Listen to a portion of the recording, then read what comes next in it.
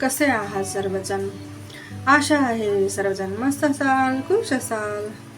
तर आज ऐकणार आहोत 80 ते 90च्या दशकातील पिढीचा पाऊस जिवलग सखा कसा होता. राजू काका एक छान लेखक आहेत. राजा माळगी नाव त्यांचे. पाऊस माझा जिवलग सखा यावर त्यांचा शब्दप्रवाह ऐकता क्षणी ठरवलं, आज काहीतरी चांगल्या सोनेरी आठवणी मांडण्याची गरज आहे. तर ते म्हणतात, परवा संध्याकाळचीच वेळ. माझा मुलगा ऑफिसचं काम आटोपून संध्याकाळी जिमला गेला होता. येताना अचानक पाऊस सुरू झाला आणि त्याला भिजल्याशिवाय गत्यंतर नव्हतंच. अलीकडची मुलं छत्री स्वतःबरोबर बाळगायलाही लाजतात. हो, खरंच आहे म्हणा. पावसात चिंब भिजून सोसायटीतील पायऱ्या चढून घरामध्ये प्रवेश करताना त्याला शिंका सुरू झाल्या. लगेच त्याच्या आईची गडबड सुरू झाली. डोकं पुसलं, अंग पुसलं, आलं घालून त्याला चहाही करून दिला. पण व्हायचं तेच झालं. रात्री त्याला ताप भरला.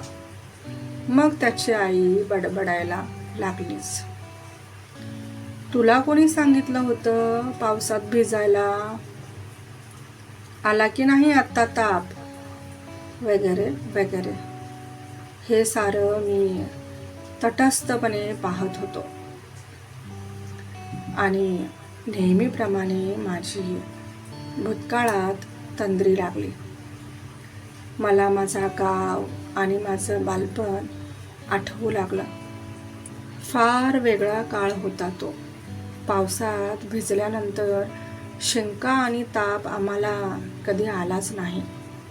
उलट पाऊस हा आमच्या आनंदाचा एक अविभाज्य भाग बनून गेला होता. लहानपणी मी शेकडो वेळा पावसात भिजलो असेन. आम्हाला कोणीही पावसात जाऊ नको असं म्हटलंच नाही. गावाकडच्या शेतकऱ्याला कधीच पावसाचा तिटकारा येत नाही. किंबहुना उन्हाळ्यामध्ये तो आकाशाकडे डोळे लावून बसतो आणि आतुरतेने त्या पावसाला साथ घालत असतो. त्या वेळचा पाऊस आणि माणसं फार प्रामाणिक होती. त्यामुळे पाऊस अगदी वेळेवर यायचा. 7 जूनला मृग नक्षत्रावर हमखास त्याचं आगमन व्हायचं. माझे वडील तरी रोहिणी नक्षत्रावरच भाताची धूळ पेरणी करायचे. वडील म्हणायचे, रोहिणी नक्षत्रावर पेरणी झाली की हमखास भात चौपटीने पिकतो. आणि ते खरंही व्हायचं. मृगात पाऊस लागला की पुढची 4 महिने त्याला कधी उसंत नसायची. तो संततधार बरसत असायचा. तो इतका कोसळायचा की अक्षरशः घराच्या कौलांवर नंतर शेवाळ साठत जायचं. उन्हाळ्यात माकडांनी नाच केला की मग पावसाच्या अगोदर घर शेकरून घ्यावं लागायचं. त्या शेकरलेल्या घरातून ही तो खट्टाळ पाऊस घरातल्या प्रत्येक खोलीत गळायचाच. मग आईची आमची तारांबळ उडायची. कुठे बादली ठेव, कुठे पातेलं ठेव आणि ते भरल्यानंतर प्रत्येक वेळी बाहेर नेऊन ते ओतावं लागायचं. ते काम करायला मला खूप मजा वाटायची. रात्री पाऊस थांबला नाही तर झोपायची मात्र बऱ्याच वेळा अडचण व्हायची. 2 गाळणाऱ्या जागेमध्ये अंथरूण टाकून थंडगार ओलसर जमिनीवर निद्रिस्त व्हायचं. सकाळी उठल्यानंतर पाठीमागच्या मोरीत आंघोळ करताना बादलीतलं गरम पाणी आणि वरून पडणारा गार पाऊस याची एक वेगळीच गंमत वाटायची. भिंती ओल्या व्हायच्या, जमिनीला ओल चढायची, घर गार गार होऊन जायचं. कधी कधी जास्तच पाऊस झाला की भिंतीतून उमाळे सुटायचे. तरीही आम्हाला पाऊस कधी नकोसा वाटला नाही. गरम चुलीसमोर बसून गरम गरम भाकरी आणि कोरड्यास खाताना एक वेगळाच आनंद वाटायचा. भाकरी खाऊन झाले की मग अशा कोसळणाऱ्या पावसात लागवडीचं प्लास्टिकचं पोतं घेऊन आम्ही शाळेला जात असू. 7-8 मित्रांची गँगच होती. ज्या बाजूला पाऊस असायचा त्या बाजूला पोतं धरून दुसरी बाजू भिजत भिजत आम्ही शाळेला जात असू. शाळेतही पावसाने कधी आमची साथ सोडली नाही. आदल्या दिवशी पाऊस पडल्यामुळे शाळेत पाणी साचलेलं असायचं. मग गुरुजी आम्हाला ते पाणी काढायला लावायचे. पाणी काढून झालं की लाकडी फळ्या टाकून आमची शाळा सुरू व्हायची. आमच्या शाळेवर सुद्धा त्यावेळी कौलच होती आणि उन्हाळ्यात माकडांनी प्रताप करून गेल्यामुळे सगळी शाळा गळत असायची. आम्ही अंग चोरून दिवसभर शाळेत बसायचो. कधी पाठीवर थेंब पडायचे, कधी पाठीवर थेंब पडायचे. अशा गार वातावरणात एखादं गणित चुकलं की पाठीवर रट्टा पडला तर मग पाठ तेवढीच गरम व्हायची. दुपारच्या सुट्टीत पुन्हा तेच प्लास्टिकचं पोतं घेऊन पळत पळत घरला यायचं. जेवून परत भिजत शाळेला यायचं. संध्याकाळी परत भिजत भिजत घरी जायचं. मधल्या सुट्टीत शाळेच्या ग्राउंडवर साचलेल्या पाण्यात खेळताना काय मज्जा यायची. मग कोणीतरी वहीचं पान फाडून कागदाची नाव तयार करायचं आणि ते नाव वाहत्या पाण्यात सोडून किती लांब जाते हे आपण पाहत राहायचं. ती नाव करताना आणि नावेबरोबर आम्हीही वाहत जाताना वास्को दी गामाला भारताचा शोध लावल्यानंतर जितका आनंद झालेला नसेल त्यापेक्षाही कितीतरी पटीने आम्हाला आनंद व्हायचा. रविवारी किंवा सुट्टीच्या दिवशी गोठ्यातल्या म्हशी घेऊन शेतालगतच्या डोंगरावर आम्ही चारायला जात असू. त्यावेळेलाही आमच्याकडे ते प्लास्टिकचं पोतं असायचंच. म्हशी, पाऊस आणि आम्ही याचे घट्ट नातं होतं. वरून पडणाऱ्या पावसात डोंगरातून फिरताना खूप खूप मजा यायची. संध्याकाळी म्हशी घेऊन घरी आल्यानंतर अक्षरशः थंडी अंगात भरायची. आम्ही कुडकुडायचो. मग आमची आई आम्हाला चुलीसमोर बसवायची. चुलीसमोरचा तो उबदारपणा खूप हवा हवासा वाटायचा. चुलीसमोर बसून जर्मनीच्या ताटलीत 4-5 बटर ठेवून ताटलीतून चहा पिण्यात जी मजा आहे ती 5 स्टारमधल्या चहाच्या कपात कधीच येणार नाही. आई पावसाळ्यात 2-4 दिवसांनी हमखास हुलग्याचं माडगं तयार करायची. माडगं पिलं की नाकातला शेंबूड कुठल्या कुठं पळून जायचा. रात्री झोपताना ताटभर माडगं पिऊन स्वतःला गोधडीत सामावून घेतलं तर दिवस उजडायच्या आत सर्दी छूमंतर व्हायची. नाही म्हटलं तरी पावसाळ्यात 1-2 वेळा पोरांना ताप यायचाच. पण ताप आला म्हणून कोणी दवाखान्यात घेऊन गेल्याचं मला अजूनही आठवत नाही. त्यावेळी गावात पाटील डॉक्टर हे एकटेच होते आणि आलेल्या प्रत्येक पेशंटला ते सुई टोचायचे. त्यामुळे डॉक्टरपेक्षा ताप भरा असं म्हणायची पाळी आमची यायची. सुंठ, देशी गूळ, खसखस घालून माडगं पिल्यानंतर डॉक्टरची गरजच वाटायची नाही.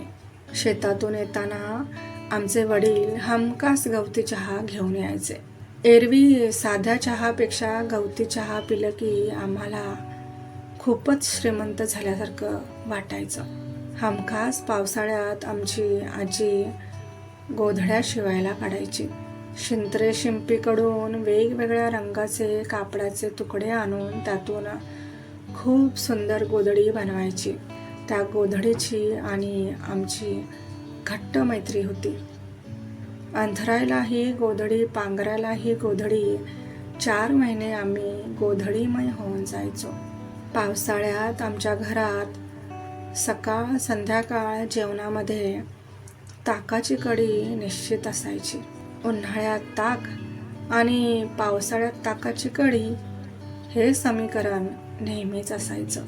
मी कढी कधी वाटीत पिलेलं मला तरी आठवत नाही. गरम गरम कढी ताटात ओतल्यानंतर ती वाफाळलेली कढी भुरका मारत पिण्यामध्ये जी मज्जा आहे ती अन्य कशातही नाही, असं माझं स्पष्ट मत आहे. आजही मला ताकाची कढी खूप आवडते.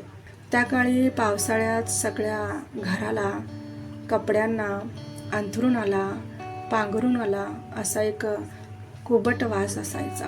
त्या कोबट वासाचीही कधी आम्हाला शिसारी आले नाही. एरवी उन्हाळ्यात आटून गेलेले ओढे, नाले पावसाळ्यात खळाळत वाहत राहायचे. त्या खळाळणाऱ्या ओढ्यात अंग खंगाळून घेण्यामध्ये जी मजा होती ती मजा शॉवर खाली आंघोळ करण्यात बिलकुल नाही. माझ्या लहानपणी पावसाळ्यातले खेळही खूप मजेशीर होते. आषाढात नेमका बेंदूर यायचा.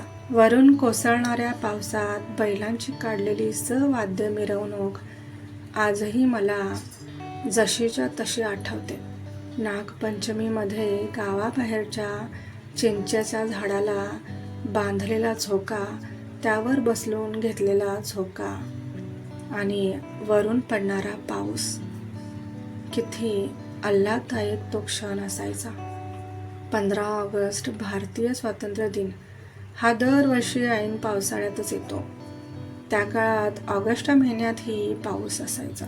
शाळेच्या वर्दीमध्ये पावसातून काढलेली प्रभात फेरी आणि देशभक्तीपर गाणी आजही माझ्या कानात गुंजारव करतात. आमचं आणि पावसाचं एक घट्ट असं अनामिक नातं होतं. पाऊस आम्हाला कधीच परका वाटला नाही. आपल्या जगण्यातला तो एक अविभाज्य घटकच होऊन राहिला होता. त्यामुळे भिजणं हे कधी आम्हाला कौतुकाचं वाटलंच नाही. आमच्या पिढीला भिजायला कुठल्या घाटात किंवा महाबळेश्वरला जावं लागलं नाही. पाऊस आमच्या अंगणात, शेतात, घरात आणि मनात आमच्या बरोबरच असायचा. त्यामुळे त्या पावसाचा कधी आम्हाला त्रास वाटला नाही. आम्ही पावसात भिजल्यामुळे आम्हाला शिंकाही कधी आल्या नाहीत, कारण पाऊस आमचा जिवलग सखा होता. रेन रेन गो अवे असं म्हणणाऱ्या पिढीला पावसाची गंमत कशी कळणार, नाही का? तर हे होते काकांचे शब्द. खरंच पाऊस जिवलग सखा कसा होता याचे वर्णन अत्यंत सुंदर होतं. आताच्या काळात जग इतकं धावतं आहे की सर्व भावना जणू कृत्रिम झाल्या आहेत. या धावत्या जगात बरसत असलेला पाऊस आपण निरखून कुठे पाहतो? अरे, या पावसामुळे ट्रेन लेट आहेत, रस्ते भरलेले असतात, कामावर जाता येत नाही, काही काम करता येत नाही. अशा अनेक कारणामुळे त्या पावसाचं सुंदर रूप पाहणं आणि त्यासोबत जगणं आता मात्र राहून जात आहे. आयुष्याच्या जबाबदाऱ्या आणि धावपळ कधीही संपणार नाही, पण त्यासोबतच जगायचं आहे पावसासोबत, जो आपला सर्वांचाच जिवलग सखा आहे. हो ना? तर भेटू पुन्हा असाच माझ्यासोबत लेखनाचा पुढचा प्रवास करण्यासाठी जोडून राहा रायटर रूपा या आपल्या आवडत्या यूट्यूब चॅनलवर. तोपर्यंत सर्वांनी काळजी घ्या, मस्त राहा, खुश राहा आणि सबस्क्राईब करायला नका विसरू. धन्यवाद. हॅलो, रामकृष्ण हरी माऊली. कसे आहात सर्वजण? रायटर रूपा हे यूट्यूबवरील माझे काही महिन्यांपूर्वीच सुरुवात केलेली चॅनल आहे, जे आता सध्या वाचनाची आवड ज्यांना नाही आहे त्यांसाठी एक वेगळ्या विचारांनी हे यूट्यूब चॅनल चालू केलेलं आहे. तर यामध्ये तुम्हाला कविता, छान छान गोष्टी, कविता, कथा मराठी आणि हिंदीमध्ये आपल्याला ऑडिओ आणि व्हिडिओ स्वरूपात पाहता येतात. तर आवडल्यास कमेंट, शेअर आणि सबस्क्राईब करायला नका विसरू. धन्यवाद.